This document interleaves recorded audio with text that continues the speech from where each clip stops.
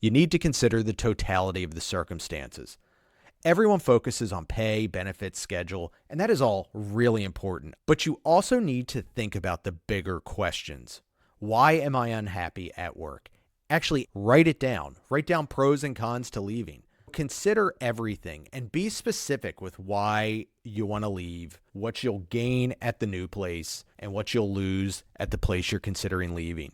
But while everybody focuses on the stuff that is on the HR flyer, you need to consider the benefits and factors that aren't on that HR flyer or job description.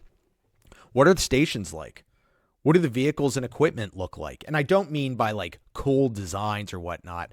I always tell people to look at vehicles and equipment. If the vehicles are dirty and falling apart and the bags are ripped and they're lugging around a LifePak 12 that has a duct tape handle, those are clues that it might be a place where you want to avoid. Do the people look like friggin' slobs? If they're slobs and the equipment is not in good shape, that's a place that probably has a shit organizational culture. Stay away.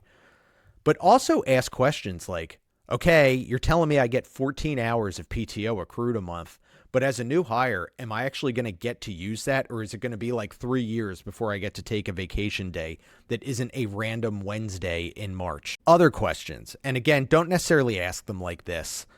Like, I'm all about working overtime, but are you going to call me every day I'm off and harangue me to work extra shifts? And then are you going to hold it against me if I say no? Ask what's the call volume like and what are the expectations for downtime? And here is a question. This is one I would not ask in an interview, but I would do some investigating myself and I would ask around to people that work there or people who are on the periphery or have worked there before. Does the agency hold shitbags accountable? Is there a standard that the agency maintains? The intangibles are often just as important as the stuff like pay, benefits, etc. Also, by the way, here's some dad life advice. Sign-on bonuses are total bullshit. They are a way to woo people who are young or who don't understand how money works. If an agency is offering a $10,000 sign-on bonus, first, there's a reason they're offering a bonus like that. It's often because nobody wants to work there. But then they often pay it out in increments over time. And after tax, it often equates to like 200 extra bucks of take-home pay, like 5 times in the span of 3 years. Big whoop.